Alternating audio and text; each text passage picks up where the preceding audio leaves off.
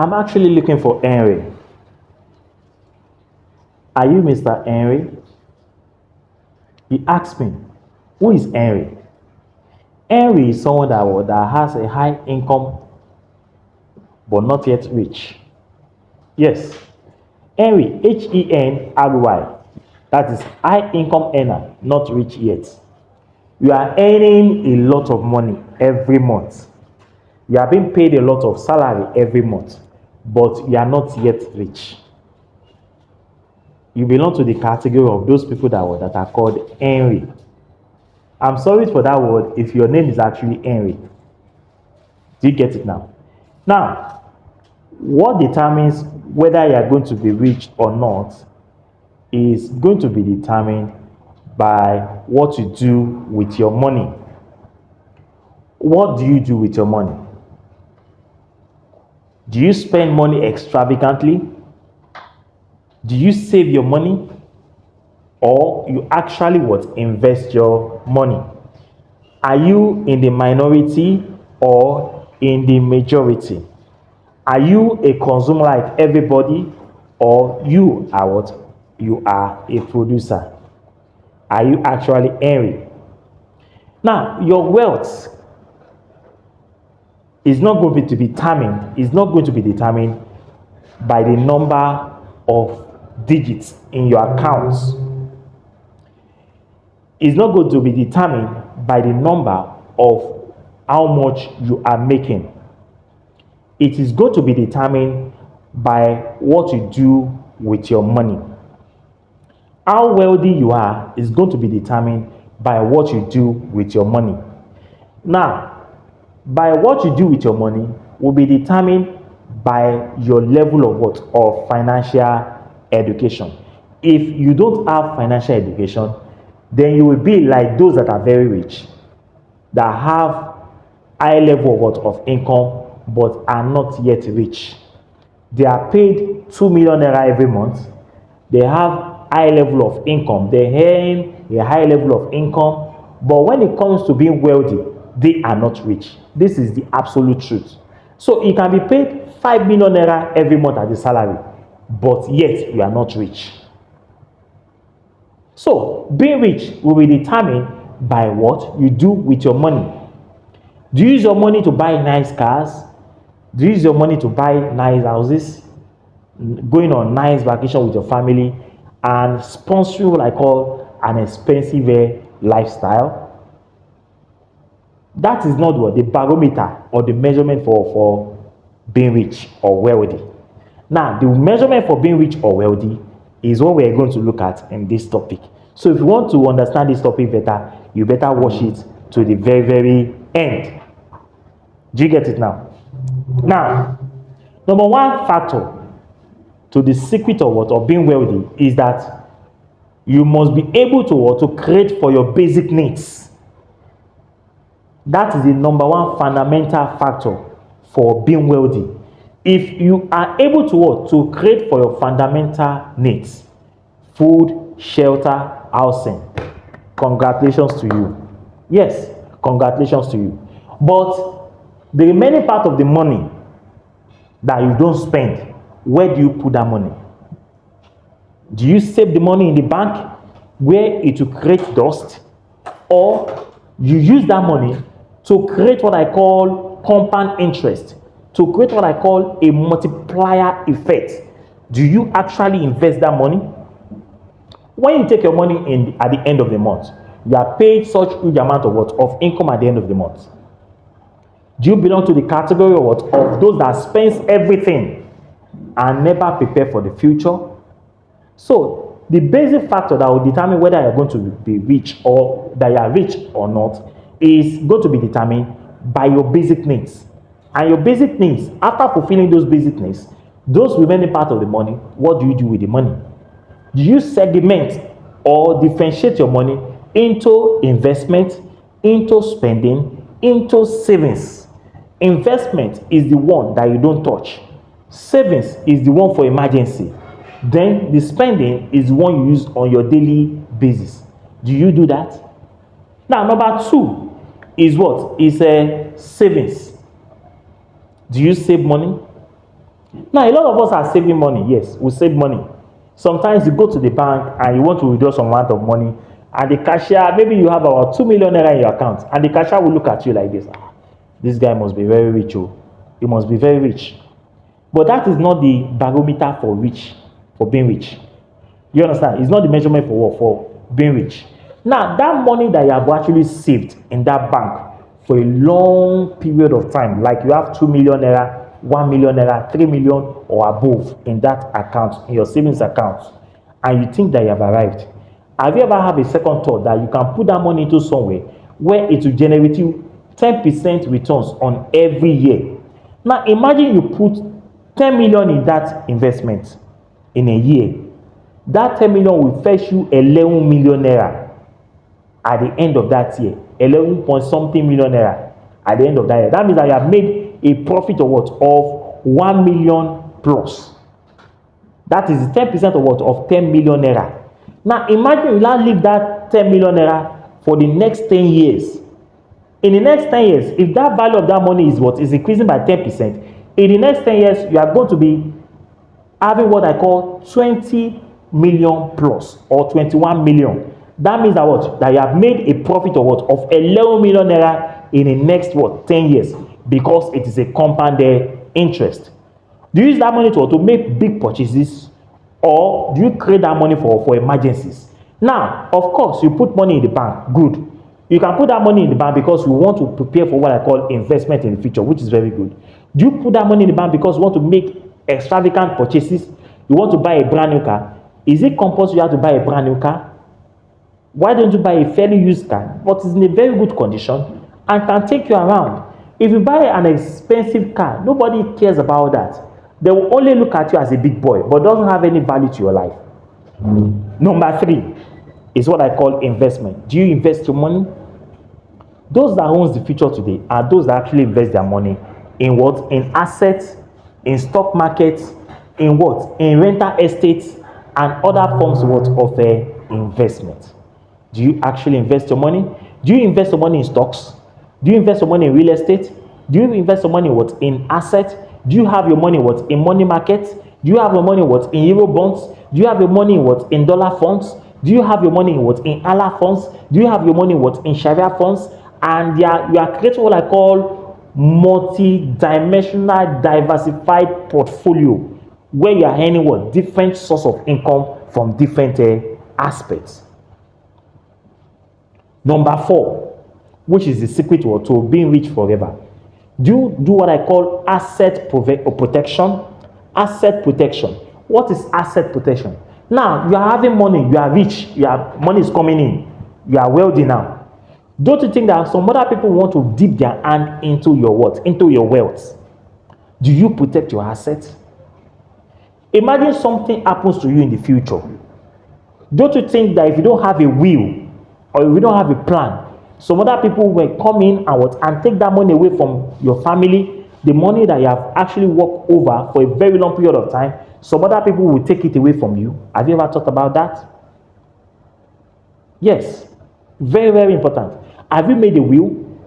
By the time you pass out or you go out or you kick the bucket or the person dies, what do you think is going to happen to the family? They'll start using sword, sending assassins against each other because they want to have a bite on your what? On your wealth. Do what I call a will. You need a will. Yes, that is the asset protection. Asset protection. When you are no longer there, then your money you'll be able to decide who should have and who should not have your money, or decide where your money should go to. Do you get it? That is the purpose of what we call when you have a will. So you need to have what we call asset protection. Then another thing is what? That those that are very rich, they hold as a secret is education. Education. Now, when you're talking about education, you're talking about going to university, going to primary school, secondary school, and all those, having a PhD or doctorate degree or master's degree or whatsoever. No, that's not what we're talking about here. We are talking about what we call financial education. When you are broadening your horizon on financial education, on wealth creation. And how can you do this? The secret to the wealth of most of these wealthy people in the society is that they read a lot of books. How many books do you read in a day? Nigerians don't even like reading books.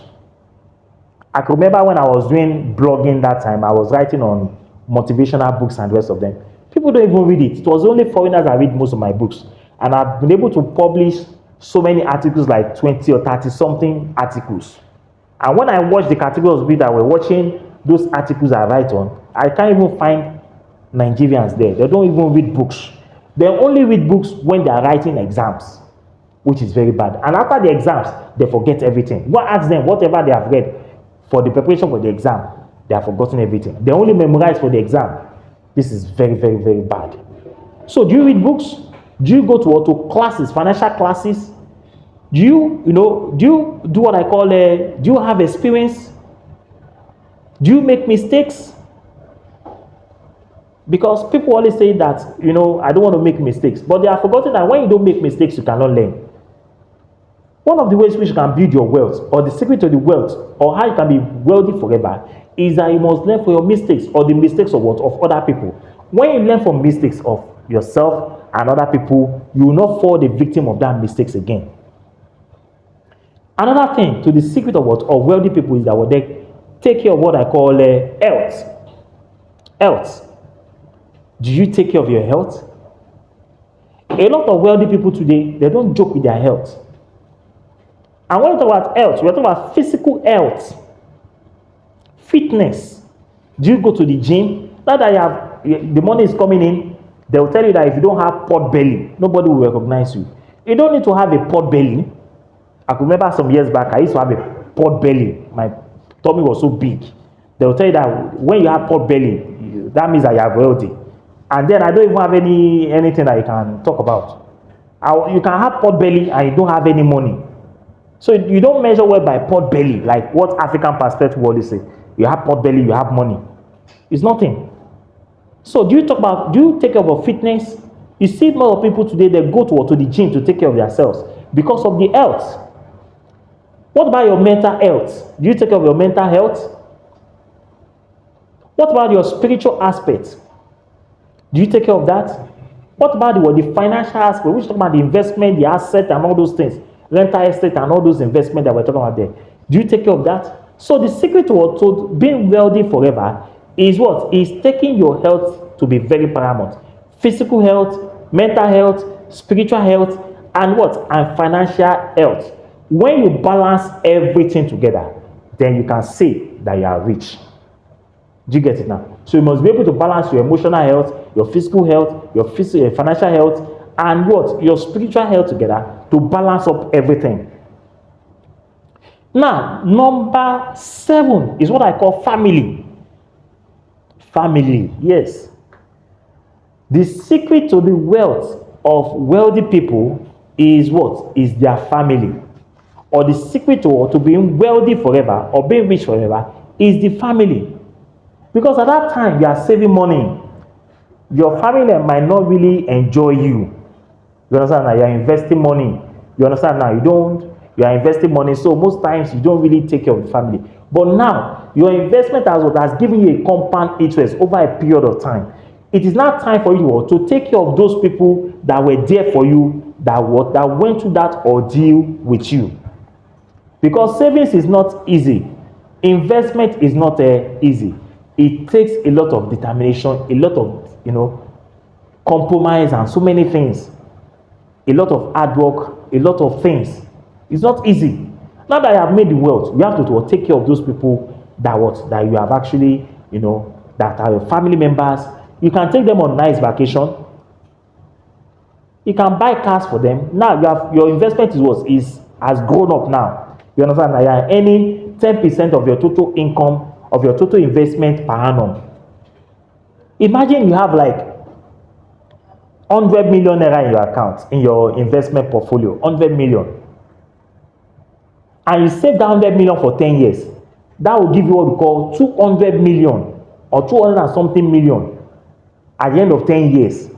Now imagine you save that money in that investment for the next 20 years. Let's say you save now up to 200 million. In the next 20 years, that will give you what? A multiplier effect. Your money will be worth 400 million. Somebody was telling me the other time that he went to make an investment, in the company in Stanbic IBTC, in the Stanbic IBTC, yes, Stanbic IBTC. And when he got there, he saw a young lad that invested about 100 million naira in his investment portfolio. That 100 million naira that he has invested in the next 1 year will give him 10 million profit. If you have 100 million in your investment portfolio and they give you 10 million at the end of the year, do you need to work again? Except they are very useless. That person cannot finish 10 million naira in 1 year. Then you leave that 10 million in the next year, that makes it 20 million. You can't spend 20 million in 1 year. And that is how that money is going to be creating compound interest every year for you at the end of the day. Do you get it now? So this analysis to wealth creation. Now, let us now accept the question that why is it that people, always find themselves being impoverished or not achieving their financial purposes or their financial dreams? That what are those things that makes people not to achieve their financial dreams at the end of the day? Or what are those things that serves as an encumbrances or hindrances to achieving financial wealth at the end of the day? Now, before you can achieve financial wealth, you need to get your mindset right. Mindset. You must have what we call a positive mindset. A positive mindset will go an extra mile in achieving your whims and caprices, in achieving your financial goals, your financial independence, your financial dreams. So you must have what? A positive mindset. Now, what are those problems? Or what are those things that actually can serve as what? As an impediment? Number one is what I call net zero. Net zero. Net zero. Now, what do I mean by net zero? What we're saying here is that the reason why a lot of people find themselves in problems today, or they are not financially independent, is because they have what I call the net zero. Net zero is that they spend all the money they have. They spend all the money they have. There is no provision for investment. There is no provision for savings. There is no provision for spending. Once the money comes, they spend all the money. Somebody will earn 100 naira today and they will spend the 100 naira. Somebody earn 200 naira today and they will lavish the 200 naira. There is no plan for tomorrow. So, net zero. So, when you spend all the money you have, you belong to this category. Another problem is what I call money trap. Money trap. Now, the banks, the financial institutions, they're always there at your mercy. They always encourage you, guy, come and take money. We will give you a credit card. We will give you money to fulfill your dreams, to go on your dreams vacation, to enjoy yourself, those kind of things. And you go there gullibly or ignominiously, gullibly and ignominiously, ignorantly, and you take that loan and you take that money. Do you understand now? You will pay at the end of the day. You will pay for default when you default. You will pay interest at the end of the day. And if care is not taken, when you finish paying that interest, you still go back and be collecting more money, and be collecting more money, and be collecting another money, and collecting more money. When you consistently and continuously collect the money, you have gotten yourself into what we call the money trap. Money trap. Now, when you get yourself into money trap, it means that you are spending the money that you don't necessarily have. Do you see something now? You are spending the money you don't necessarily have. So when you spend the money you don't necessarily have, you have gotten yourself into what? Into the money trap. A lot of people belong to the category.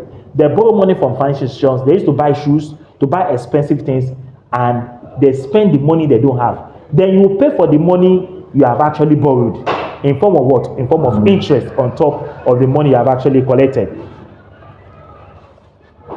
Then another factor is what I call the fake flex. Fake flex. Fake flex is what is societal trends. Societal, trending things dialectical, materialistic society where wealth is measured based on what? On what you actually possess or what you can show to the public. You have an expensive car, you go on expensive vacation every time, you buy expensive things, but you actually what? Using the money you don't have to fund those things by being what? Indebted. So in other words, a lot of people that belongs to this category, they live what we call a fake life, societal trends. They want to exhibit the traits of what? Of living extravagantly, of living luxuriously. But that luxurious life or extravagant lifestyle is actually funded by the money that they don't have, because they are always what? Indebted to banks and other financial mortgage institutions. Financial mortgage institutions. So these are the pattern. So if you really want to be wealthy, if you really want to be to be rich, if you really wanted to belong to the class of the upper, if you really want to actually belong to the class of Elon Musk, the class of Mark Zuckerberg, the class of Dangote or Tedola and the rest of them, then you have to start today. You have to start investing money. You have to start investing money. Investment is the foundation to financial freedom. Investment is a foundation to financial wealth. Investment is a foundation to creating what? What I call wealth creation. Investment is what? Is the foundation to a good life.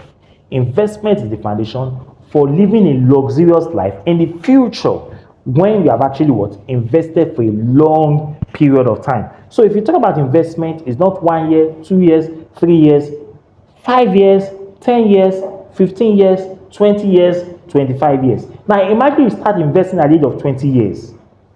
You understand? Each year you are putting 1 million naira into your account every year, and you do that every year consistently for the next 20 years. That means that you are going to have 20 million naira in the next 20 years. Now look at the compound interest of that money in the next 20 years.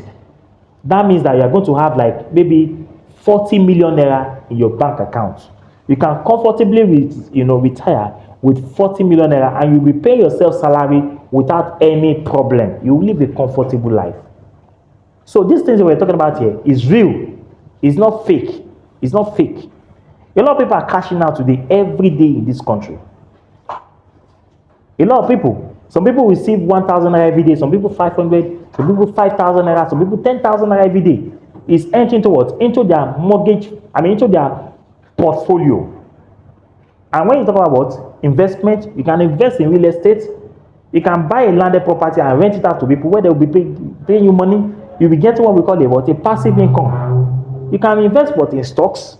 You can invest in assets. You can invest in so many things, in gold, in silver, in copper, in everything that you can never mention on investment. So investment is good. So these are the secrets to being wealthy forever for a long period of time. And I believe that if you follow this trend or this pattern, you also belong to the category of the minority or the rich in the society. Till meet next time, I remain David Oni. And my YouTube channel is what? It's a David Oni. If you have not subscribed, go subscribe now. Go subscribe. For our returning subscriber, I will say a very big thank you to you guys. You have been wonderful. You have been superfluous. You have been great. You have been dynamic. You have been, productive. You have been innovative and inventful through your messages and your words of encouragement. You guys have been tremendous. I give you that that thumbs up. You guys are wonderful. Thank you so much. We'll meet next time. I remain David Oni. Till then, God bless you all. Bye bye.